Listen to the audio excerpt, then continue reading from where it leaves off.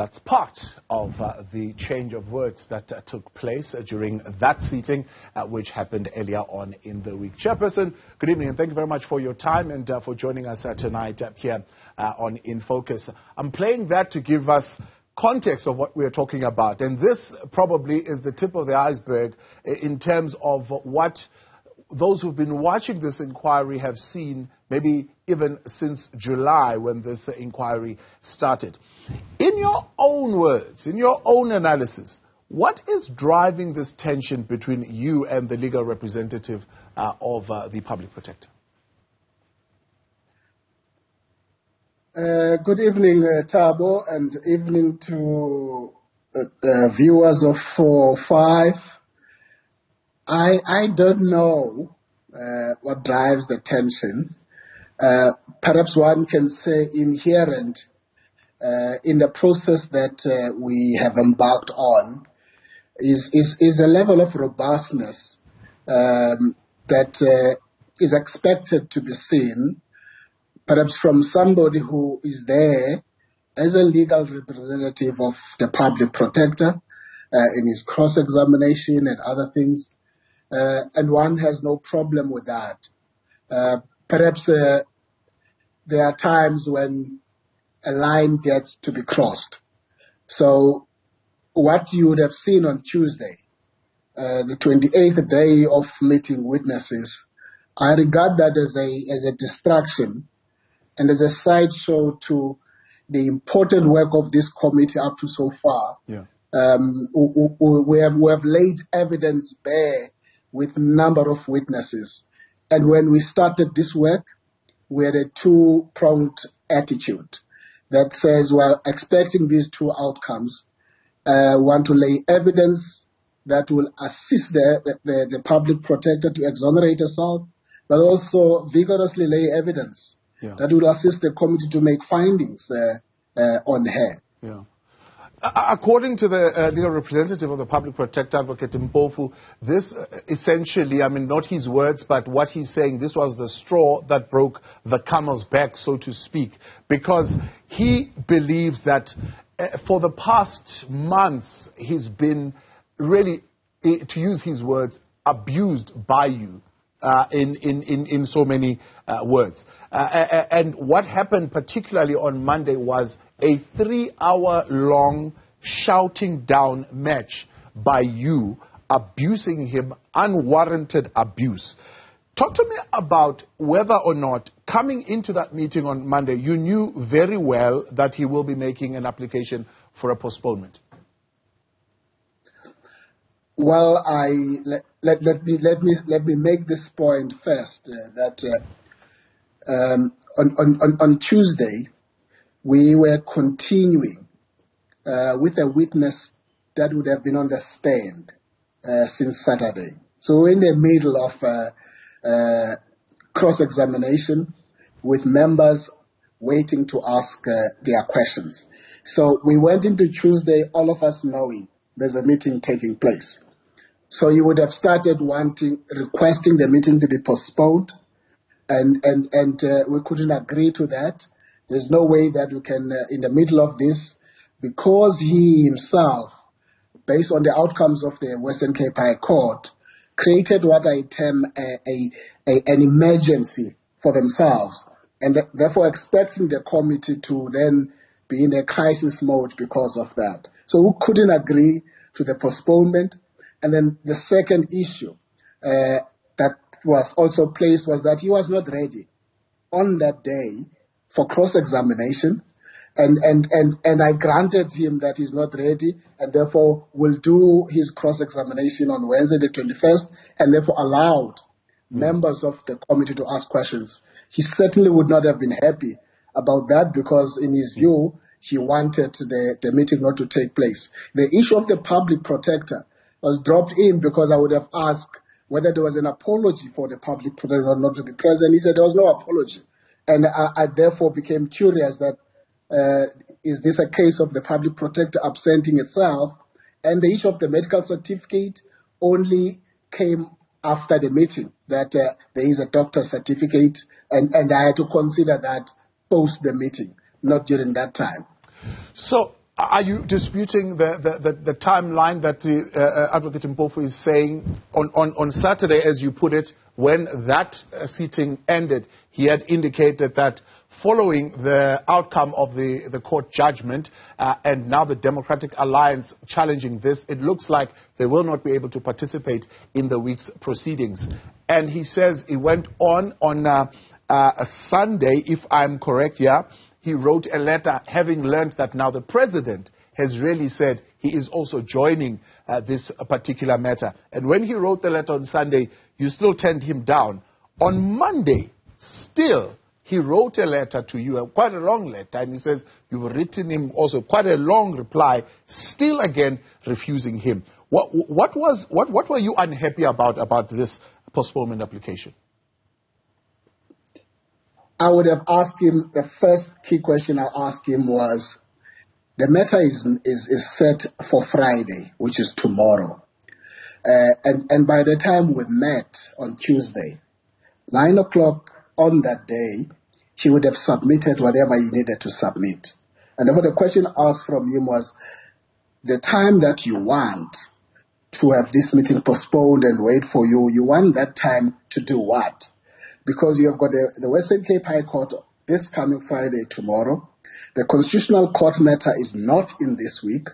And so he struggled to answer that question as to why he needs these many other days to do what. Yeah. But I must also add that Advocate Mpofu, the beauty about this process has been so transparent. All of you have been watching. He's been struggling to subject himself to a parliamentary process and its rules. And I had to be very patient almost every day to remind him that there are rules that govern this. There are directives that I would have issued as a chair, and everybody else must adhere to this. Yeah. Would you say you had reached your limit then at that point, and you were having, for lack of a better word, none of it, and you were not willing to listen at all at that particular point? We, on record, we have been very fair with the Public Protector team. There are instances before Tuesday where we would have allowed them to go to court, not once, to go to court, and we would have factored that into the program. You don't just in the middle of a process then want to make the same kind of request. And I was saying this morning, it's like you are in the theater, you're dealing with this patient, and somebody wants to stop in the middle of that and say, I want to go to court. It's not done. He says you came in on that day, was it Monday or Tuesday, and you were already upset. Tuesday. You were already upset, and he suspects you could have been upset because of the outcome of the court judgment on Friday, which he says you happened to have been a part of by sending that affidavit because you wanted to influence the outcome of that court judgment. And you have also were party to this letter that was written by Parliament and the committee celebrating the awarding of costs to the Public Protector. And so you came in upset because this particular judgment didn't go your way. Far from the truth. Let's go back to that judgment. At the Western Cape High Court, Advocate Mpofu, the legal team of the Public Protector, would have made about 4 or 5 prayers to stop the committee from continuing to render its work illegal and so on. On all of those areas, the court found nothing. So as far as the committee issues are concerned, his prayers were not listened to. So I would not have been upset because our work is on course. The court found in one, which is the suspension, nothing to do with us as the committee. So I have no reason to be upset.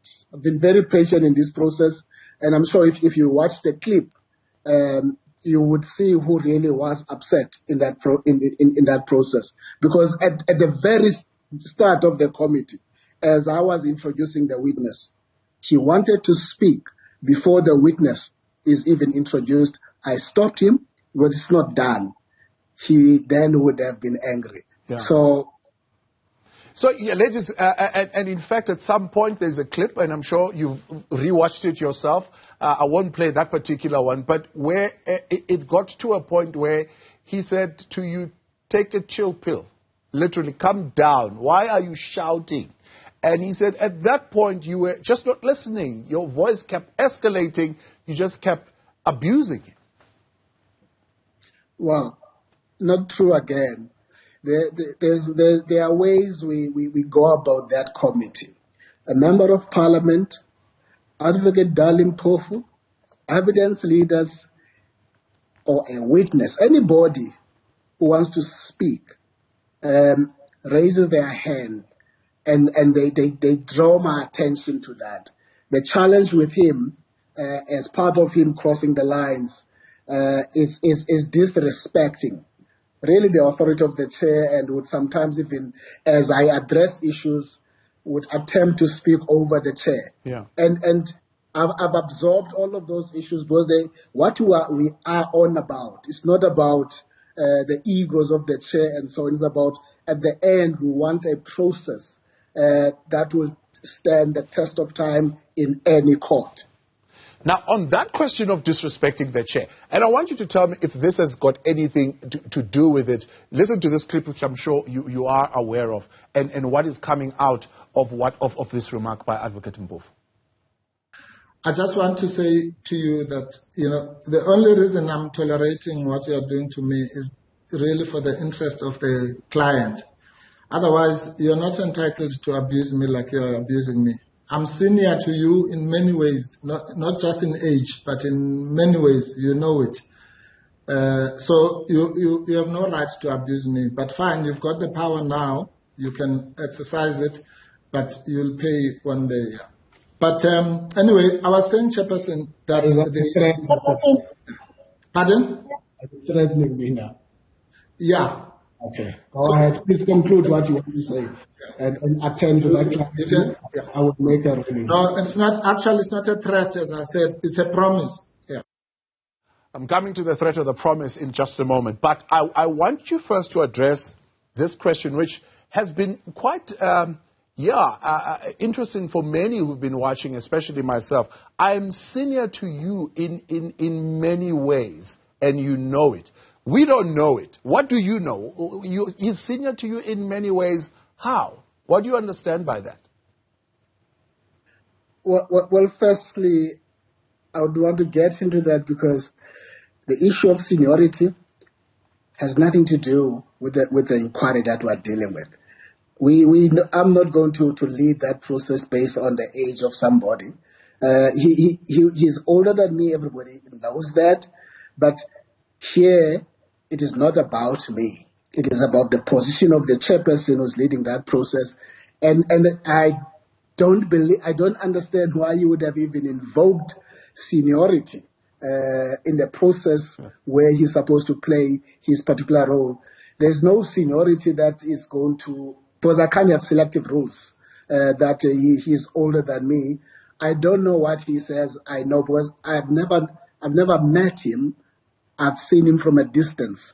I've never met him before this inquiry. So that's interesting you say that, because in that subsequent radio interview, he says he'll deal with you like he's dealt with you before in other instances. No. So do you have a history with Mr. Mpofu? Has he dealt with you before? How has he dealt with you before? What does he mean by that? I have no history with him. I've just said to you, we've met for the first time at the inquiry. I don't know him. So I don't know what he's referring to. But that's a distraction. Again, I'm not interested in that kind of a game. I remain focused. There's a job to be done here, and no amount of blackmailing, of intimidation, of ridiculing is going to defocus us from the work that we must do. Yeah. What is your understanding of you will pay one day? Is that intimidation? Hence, I asked him the question whether he was threatening me, and he went further to say it's actually a promise.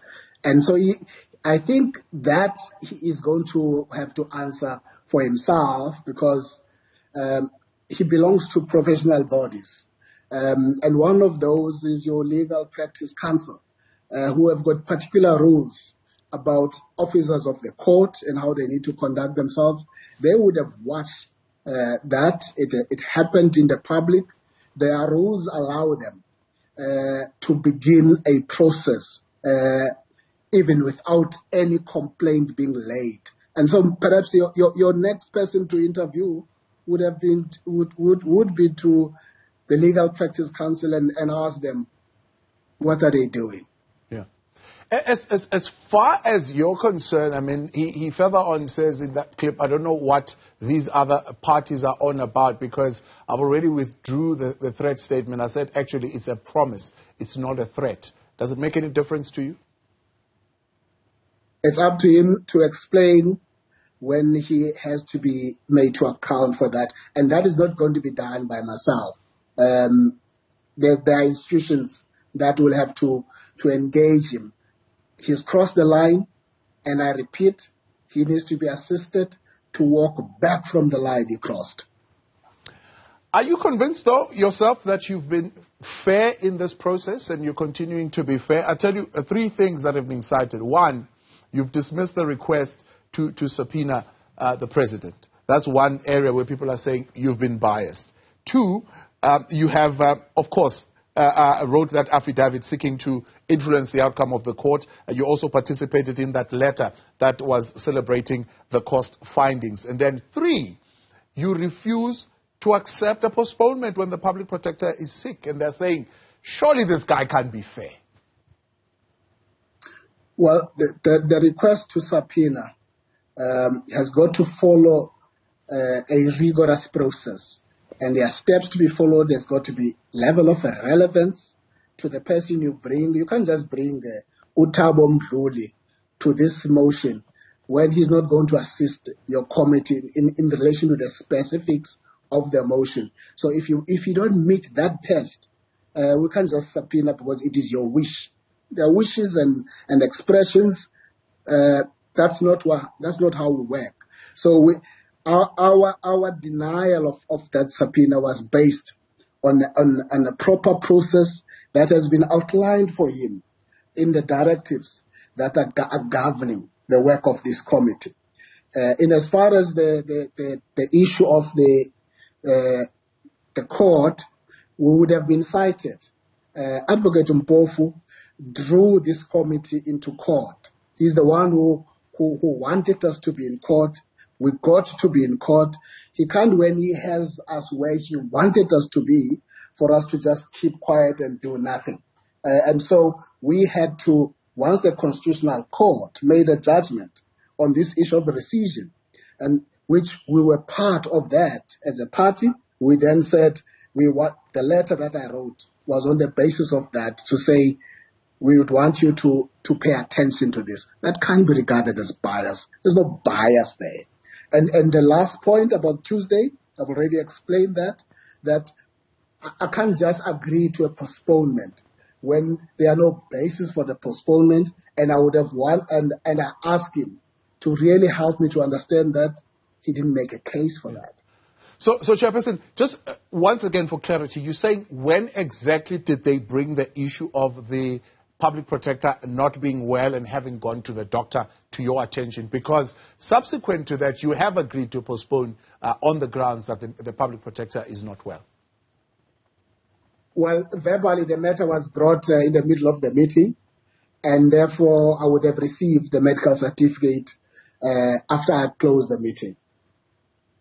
So at that particular point, you did not feel, when it was raised in the meeting, that it would be appropriate to postpone the proceedings, and you wanted to go ahead in her absence?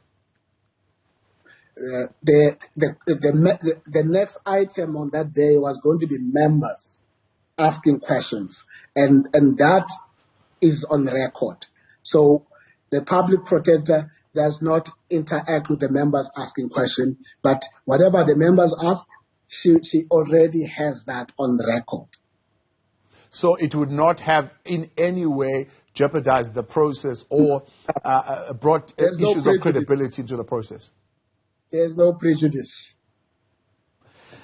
Now, there is, of course, a call for your recusal, which I don't know if it has come before you, because I believe it will come before this committee first and have you deal with it. And by the sound of what you're saying to me, you are not going to accede to that call for you to recuse yourself. We will await for them exercising their rights about their unhappiness about anything, and we will apply our minds when such a matter is placed in writing in front of the committee. Chairperson, we appreciate your time, and thank you very much for coming on and bringing some clarity on these matters with us tonight. That is the chairperson of the Section 194 committee, looking into the fitness to hold office of Advocate Busisiwe Mkhwebane, the public protector, and of course explaining some of the tensions we have been seeing happening between him and the legal representative of the public protector. Let's have a look at what you are saying on WhatsApp tonight to the conversation. 072-110-5584. These are your thoughts so far, and we'll take more of them. Brett in Durban saying, Dali Mpofu is, in my opinion, a disgrace to the bar. He has been naming and shaming witnesses, and Minister Pravin has been told to shut up. He thinks, like the rest of the EFF party leaders, that he is untouchable.